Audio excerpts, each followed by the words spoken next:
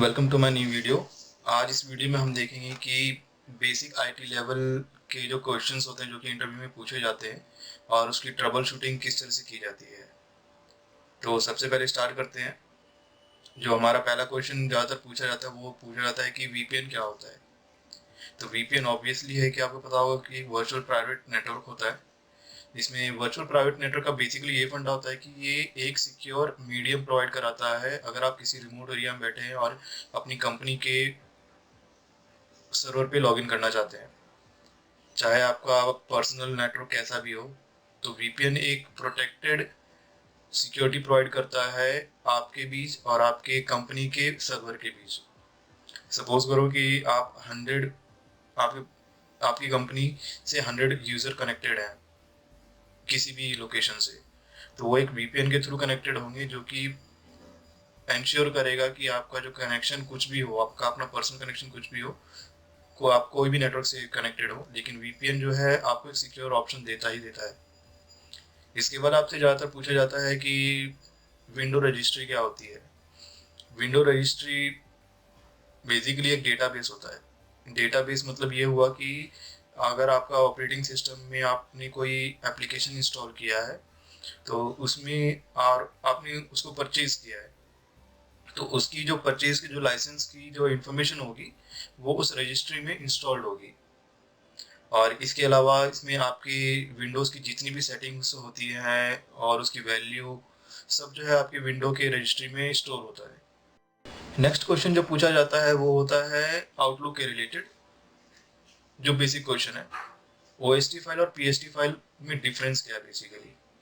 तो OST file जो होता है ऑफलाइन स्टोरेज फाइल होता है, यानी अगर आपने अपने सिस्टम पे आउटलुक इंस्टॉल किया है और आप यूज़ कर रहे हो तो आपका जो एक फाइल जनरेट होता है ऑफलाइन, कहते हैं उसे ऑफलाइन स्टोरेज टेबल कहते हैं।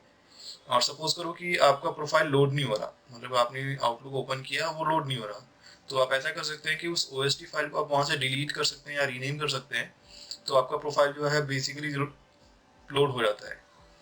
और पीएसटी फाइल बेसिकली कहते हैं पर्सनल स्टोरेज टेबल होता है। इसमें ज़्यादातर ये बड़ी कंपनी में यूज़ किया जाता है बैकअप पर्पज़ के लिए। सपोज करो कि एक आउटलुक है जिसमें बहुत सारे मल्टीपल यूज़र कनेक्टेड हैं और कोई इशू क्रिएट हो गया जिसमें कोई भी यूज़र उस पर्टिकुलर ईमेल को ओपन नहीं कर पा रहा, तो इस केस में पीएसटी फाइल को यूज़ किया जाएगा और उसे रिकवर किया जाएगा।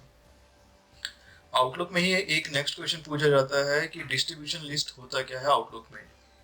बाकी इसमें मल्टीपल यूज़र को एक ग्रुप में क्रिएट असाइन कर दिया जाता है और उसके एक पर्टिकुलर नाम दिया जाता है, ठीक है। और अगर किसी ग्रुप किसी 10 बंदे को भेजना है ईमेल, तो उस ग्रुप में वो 10 के 10 ऐड होंगे और उस पर्टिकुलर ग्रुप में वो ग्रुप को सिर्फ ऐड कर दिया जाएगा ईमेल में, टू जो हम डालते हैं टू पे, और ईमेल भेज दिया जाएगा। तो ये हो गया डिस्ट्रीब्यूशन लिस्ट इन आउटलुक।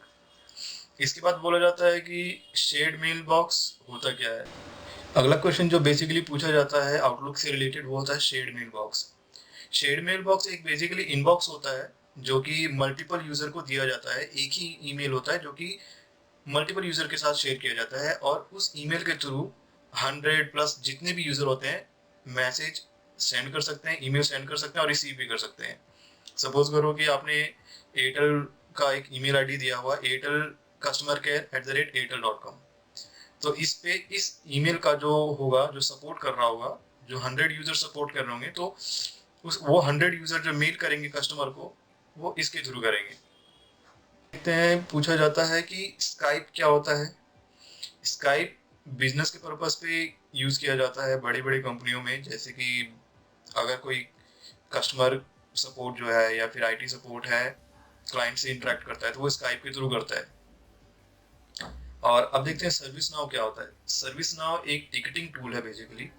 इसमें एक आईटी लेवल टिकटिंग टूल है। किसी भी यूजर को अगर कोई कंसर्न आता है तो वो एक टिकट जनरेट होता है, तो उस टिकट को जो हैंडल किया जाता है वो सर्विस नाउ के बेसिस पे किया जाता है।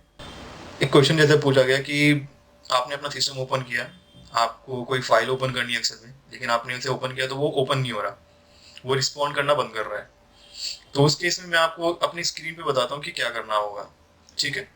तो सबसे पहले हम एक्सेल ओपन करेंगे। यहाँ पे एक्सेल ओपन करके फाइल्स पे जाते हैं। फाइल्स पे जाने के बाद आपको यहाँ पे सबसे नीचे एक ऑप्शन मिलेगा ऑप्शंस का। इसमें आपने देखा हो कि राइट साइड पे एक ऑप्शन है एडिंस। एडिंस पे जाने के बाद एक पॉपअप खुलता है लेफ्ट साइड में। उसके बाद आपने सबसे नीचे देखा होगा कि एक मैनेज नाम का एक टैब है, उसके अंदर ड्रॉप डाउन्स है। आप इसमें ड्रॉप अप पे क्लिक करेंगे तो आपको मिलेगा एक कॉम एडिंस का, आप उस पर क्लिक करो और इसे गो कर दो। इसके बाद आपका एक पॉपअप दोबारा खुलेगा, उसमें बहुत सारे आपके कुछ एड-ऑन्स होंगे। कुछ ये बेसिकली टेम्प फाइल्स होती हैं एक्सेल की, आप उसे जो है क्लियर कर दो, सेलेक्ट करके उसे ओके कर दोगे और इसे अपने एक्सेल को दोबारा स्टार्ट करोगे तो जो आपका एक्सेल जो रिस्पॉन्ड नहीं कर रहा था या हैंग हो रहा था वो ठीक हो जाएगा। इसके बाद जो हम देखेंगे वो है कि इंसिडेंट क्या होता है और सर्विस नाउ क्या होता है, दोनों का रिलेशन क्या है। तो सपोज करो कि कंपनी में 100 यूजर हैं और 100 यूजर हैं तो 100 में से 10 यूजर का एक इश्यू आया कि उनका जो एक सॉफ्टवेयर वो चल नहीं रहा। ठीक, तो इसमें यूजर की कोई गलती नहीं है क्योंकि 10 लोग हैं। तो बेसिकली इसे ये कहा जाता है कि एक अनवांटेड इंटरप्शन होता है जो कि मल्टीपल या सिंगल यूजर को इम्पैक्ट करता है, तो वो उसे इंसिडेंट कहते हैं। तो इसमें सर्विस नाउ का क्या रोल है फिर? सर्विस नाउ जैसे मैंने आपको पेज अभी पहले बताया था कि सर्विस नाउ टिकटिंग टूल होता है। तो टिकटिंग टूल जो है इस इंसिडेंट को मैनेज करेगा, वहां से अपडेट करेगा कि किस तरह से क्या इश्यूज आ रहे हैं, पूरी कैटेगराइजेशन होगी इसकी, और starting from the incident till the end of the resolution ये सर्विस नाउ पे अपडेट होगा। फिर अगला जो आता है, यहाँ पर क्वेश्चन पूछा जाता है आईटी लेवल पे बेसिक इंटरव्यू में, वो हो गया कि इंसिडेंट और प्रॉब्लम में इशू डिफरेंस क्या है। इंसिडेंट तो मैंने आपको बताया कि एक ये अनवांटेड इंटरप्शन हो गया, कभी भी हो सकता है। लेकिन प्रॉब्लम ये होता है कि सपोज करो कि इंसिडेंट रेज हो गया, एक यूजर को एक इशू आ गया लेकिन उसे पता नहीं इसका रूट कॉज क्या है। लेकिन मल्टीपल अगर इंसिडेंट हो गया है तो ये सब एक कंबाइन होकर एक प्रॉब्लम क्रिएट कर देता है। तो बेसिकली ये हुआ कि इंसिडेंट का रेजोल्यूशन अगर पहले हो जाए, जल्दी हो जाए, तो प्रॉब्लम क्रिएट होगी नहीं। तो ये डिफरेंस था इंसिडेंट और प्रॉब्लम के बीच में। इसके बाद होता है SAML ऑथेंटिकेशन। सेमएल ऑथेंटिकेशन कहते हैं इसे। ये अब जो है कंपनी, आईटी लेवल कंपनी जो है ज़्यादा यूज़ करती है इस ऑथेंटिकेशन का। बेसिकली इसका पर्पस ये होता है कि ये जो यूज़र एक एप्लीकेशन पे लॉगिन होता है, लॉगिन कर रहा है, उसकी आइडेंटिफिकेशन को वो प्रूव करता है और उसकी आइडेंटिफिकेशन को वेरीफाई करता है, वो कोई भी ऑप्शन यूज़ करे उसके बाद। तो इसके बारे में मैं आपको आगे वीडियो में जरूर बताऊंगा कि SML ऑथेंटिकेशन क्या है और कंप्लीट डिटेल इसके बारे में बताऊंगा। इसके बाद एक और ऑप्शन क्वेश्चन पूछा जाता है आउटलुक के रिलेटेड, जैसे कि ऑफिस 365 और ओल्ड वर्जन ऑफिस में क्या डिफरेंस है। तो ऑब्वियस है कि ऑफिस 365 जो है मोस्ट अपग्रेडेड वर्जन है और ओल्ड वाले जो हैं उतने फंक्शंस नहीं है जितना ऑफिस 365 है। लेकिन मेन डिफरेंस ये है कि ऑफिस 365 का जो प्लेटफॉर्म है वो क्लाउड बेस्ड भी होता है।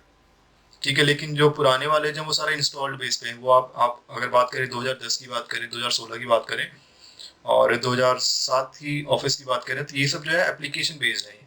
आपको इंस्टॉल करना होगा अपने सिस्टम पे, आप उसे कॉल फिर आप उसे यूज कर सकते हो।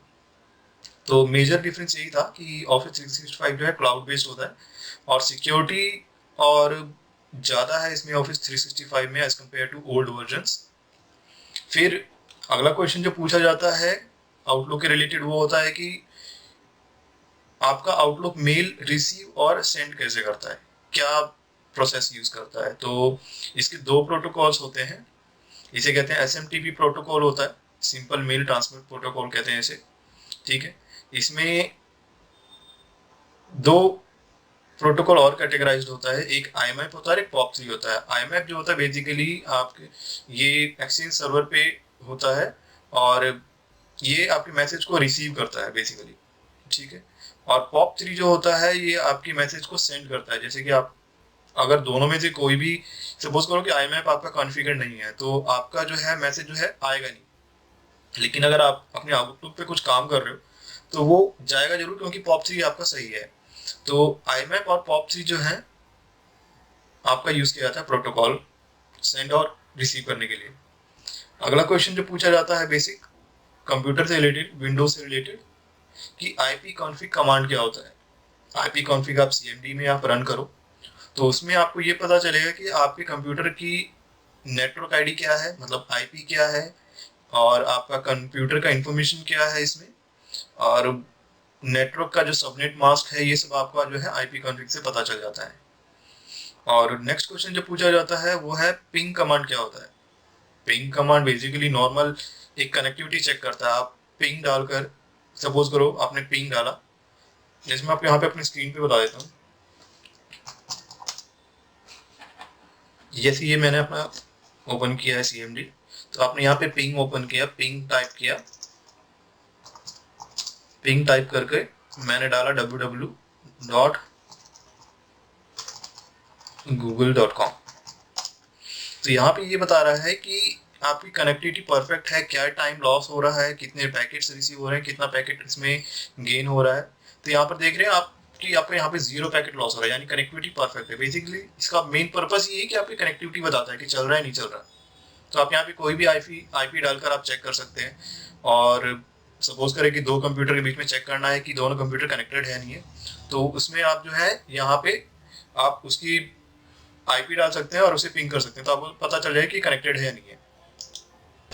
नेक्स्ट क्वेश्चन जो पूछा जाता है कि आउटलुक में, कि आपका अगर आपने आउटलुक ओपन किया है तो उसमें आपका ईमेल जो है क्यों नहीं रिसीव हो रहा।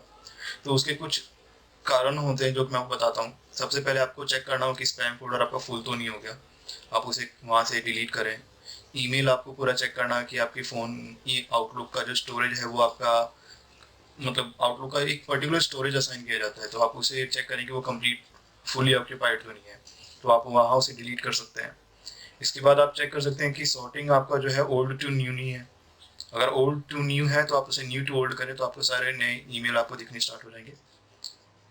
इसके बाद एक दूसरा होगा कि जब आउटलुक का जो ऑफलाइन मोड होता है, कई यूज़र जो है ऑफलाइन मोड पे ज़्यादातर काम करते हैं, तो आप उसे ऑफलाइन मोड कर दें तो आपकी ईमेल्स जो है आनी शुरू हो जाएंगी। नेक्स्ट क्वेश्चन जो पूछा जाता है वो होता है कि सिंप्लेक्स और डुप्लेक्स क्या होता है। तो जैसा कि नाम बताए से इम्प्लीफाई कर रहा है कि सिंप्लेक्स का मतलब हुआ वन वे कम्युनिकेशन और डुप्लेक्स का मतलब हो गया टू वे कम्युनिकेशन। ठीक है। और लास्ट क्वेश्चन, और वैसे और भी क्वेश्चंस हैं लेकिन एक क्वेश्चन और पूछा जाता है कि मेन मेमोरी और सेकेंडरी मेमोरी होता क्या। मेन मेमोरी हो गया रैम, रैंडम एक्सेस मेमोरी। जैसे कि आपको मैं बताना चाहूँगा कि रैम आपका जितना ज़्यादा होता है सिस्टम पे उतना ज़्यादा सही है। और रोम वो हो गया कि आपका फिजिकल ड्राइव होता है जहाँ पे आपकी सारी फाइल्स शेयर होती हैं। तो रैम का एक डिसएडवांटेज है कि अगर आपकी सिस्टम में कोई इशू आ जाता है या फिर आपका सिस्टम क्रैश हो जाता है, हैंग हो जाता है, तो जो मेमोरीज होती हैं उसकी डिलीट हो जाती हैं। तो ये थे कुछ आईटी लेवल क्वेश्चंस जो कि बेसिक हैं, जो कि पूछे जाते हैं।